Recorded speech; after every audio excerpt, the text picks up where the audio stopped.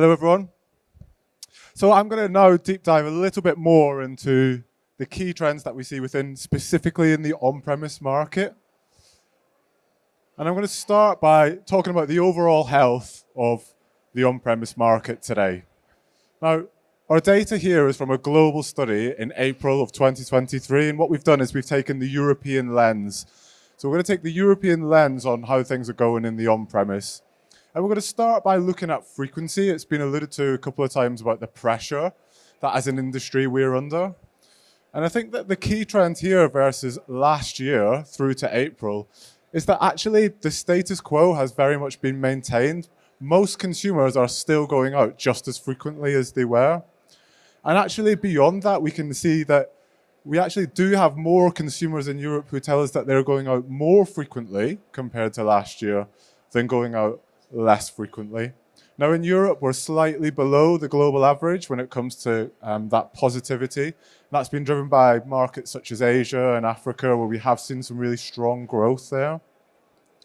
And actually our data to September, so the more recent data, does for Europe show that that frequency has come under a little bit more pressure and that we do have a bit more of a balance towards people going out less than going out more often.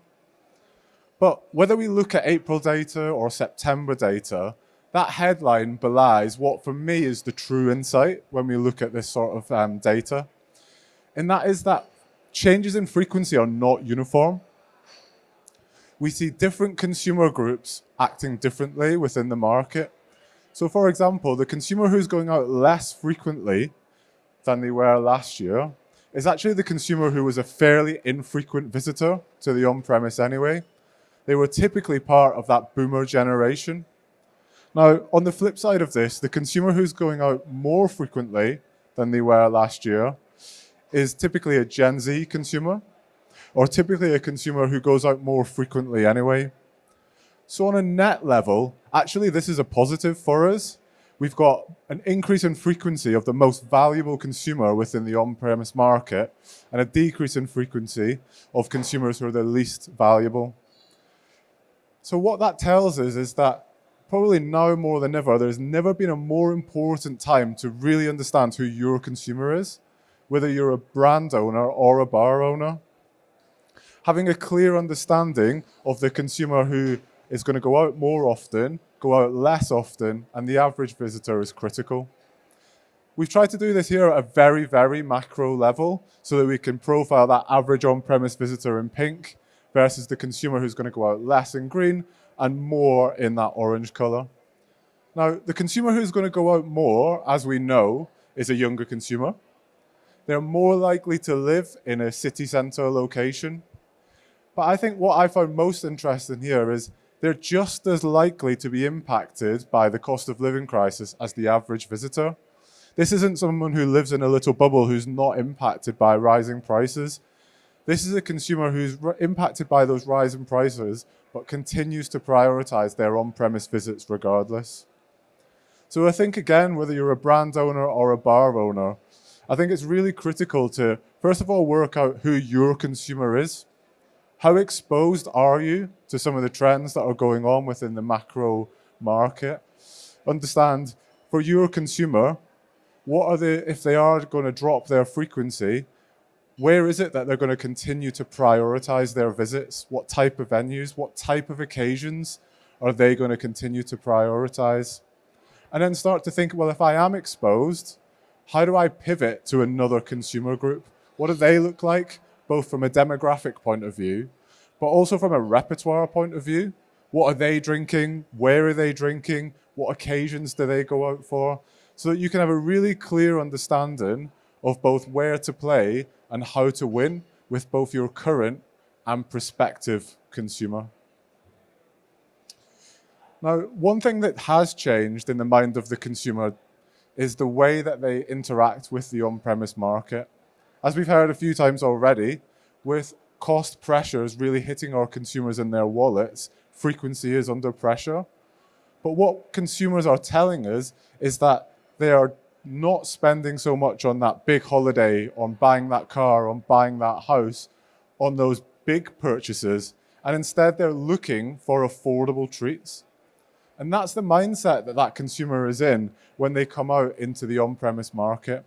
They see the on-premise as their affordable treat. And that mindset really does fuel continued premiumization within the channel. So here we ask consumers, if the total bill was going to be the same when you visit an on-premise venue, what would you prefer to have? Fewer, higher quality drinks, or more volume, lower quality drinks? And I think from this chart, the answer is pretty clear. Consumers much prefer to have less but better. That premiumization idea is really coming through in their drinks choices. Now, one category which has really benefited from this has been cocktails. Now, there's been a number of reasons why cocktails have performed so strongly in the last few years. We've seen a category that consumers can't easily replicate at home. They come to the on-premise to have that great experience. It's also a category that offers a great theatre of serve when you're in a venue. It's something different. It offers an experience that consumers are looking for. We've already mentioned that revenge spending post-COVID as well. But for me, the number one reason why cocktails are performing ahead of other spirits categories individually at the moment is that direct link between that treat mindset. The number one reason why consumers tell us that they choose a cocktail when they're in the on-premise venue is for a treat. So clearly linking the treat mindset to the category. So it's an important category for us to win in, again, whether we're a brand owner or a bar owner. So how do we do that? Well, the first thing that we need to do is understand that cocktail preferences are different across different parts of the market. What works in Africa isn't necessarily going to work in Asia. What works in Asia isn't necessarily going to work in Europe. Within Europe, what's going to work in France isn't necessarily going to work here in Germany. And within a bar in Germany, the same thing is not necessarily going to work in a restaurant. We need to work out how we flex our offer across different parts of the market. And we've got a few examples here of just the geographic lens on this, looking here at what the top over-indexing cocktails are across some of the different continents. Now, this isn't the absolute list of what are the most popular cocktails. These are the ones that over-index. So that you can see in markets like Asia, there's a preference for shorter serve, stronger cocktails. So we've got things like the whiskey sour coming through there. We've got Singapore Sling. The Americas markets much more prefer that Latin spirit. So we've got margarita there, really over-indexing, driven by the fact that it's the number one cocktail in the US. We've also got caipirinha and pina colada coming through quite strongly there. Here in Europe, we prefer a longer, sweeter drink, which drives the top over-indexing cocktail to be the Aperol Spritz within Europe. We also see the mojito and Sex on the Beach coming through quite strongly as well. So it's making sure that you have a clear strategy about when you launch that cocktail to make sure that it's right for the market that you're targeting. I'd ask you how many cocktails you've seen at this show over the last 3 days, or how many you yourself have drank over these 3 days. And I'd ask yourself, well, how do I stand out from that when it comes to me winning within the on-premise market? Because it's pretty important to win within this part of the market. On the top right of the chart here, we can see a stat that shows that 76% of on-premise consumers expect that they will drink cocktails as frequently or more frequently in the year ahead. And this is something that is a bigger number than any other individual spirits category within the market. So definitely a market which we are expecting to continue to grow within the on-premise. So once you've built that serve strategy, you understand how you need to flex it for different parts of the market. The next challenge in the on-premise is getting that drink into the hands of a consumer. So what are the key levers to do that? Here we look at trade marketing or in-venue mechanics, and we ask consumers, what are the things that really shift the dial for you in deciding what it is that you're going to drink when you're in a venue?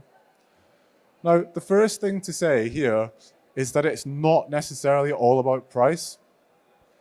Despite the fact that costs are rising, as we've talked about, price is seen as a secondary factor, with whether a drink is included on a promotion, whether it's the house option, both being ranked as secondary factors, and actually factors which are decreasing year on year. And for me, that's very much linked to this idea of treat again coming through. Because when you're in that treat mindset, price isn't so much of an influencing factor.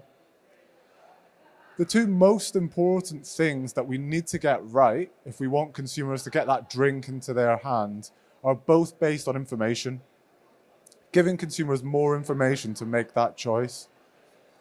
Now, one of those things is about having detailed descriptions of the flavor and the taste on the menu.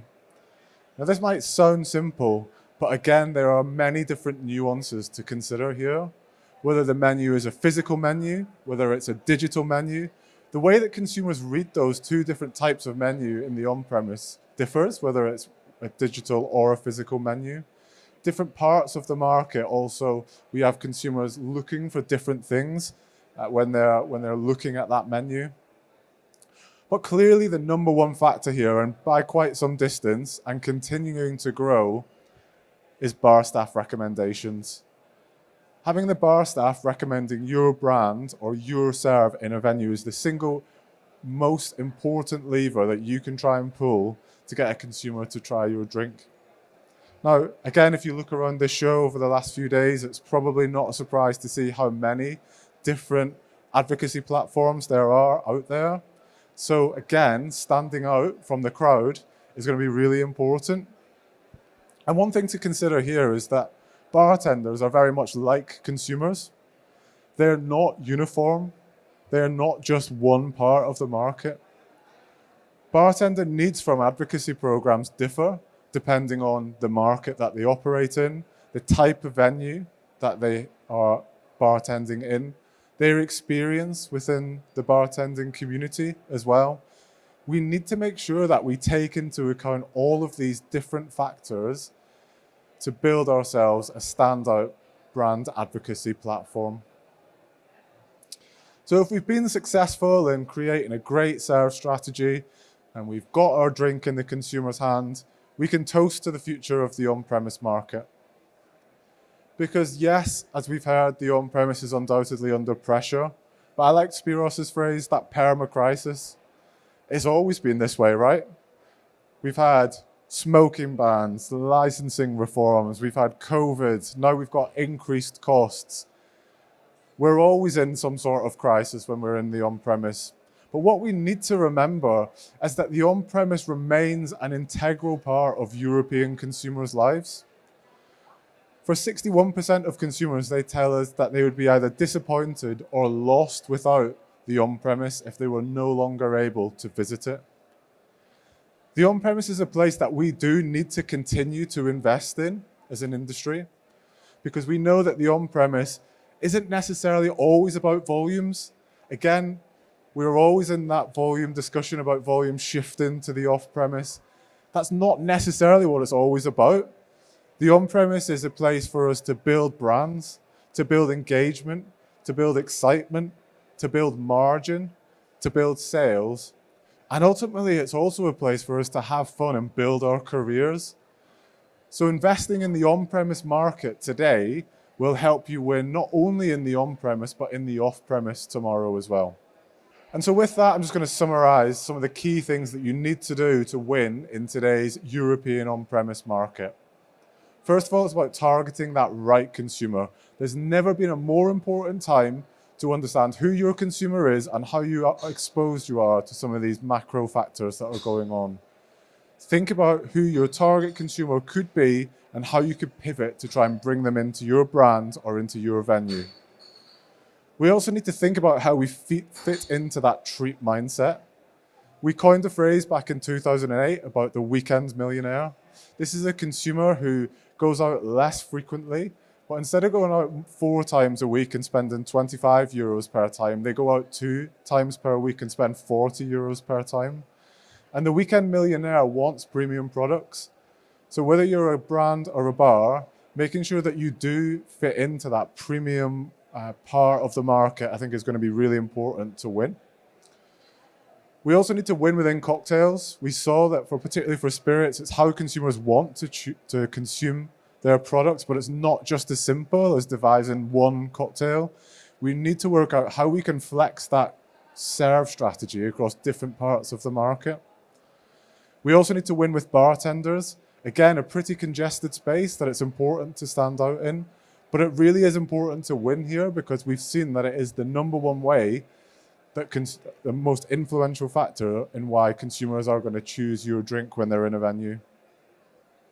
And lastly, we need to continue to lean in to that on-premise market. Now is the time to continue to invest within this channel, because undoubtedly, if we win here today, we win across total trade tomorrow. And with that, I say thank you very much and invite you, if you want the slides, the QR code's on there, please scan and you can download them. Thank you.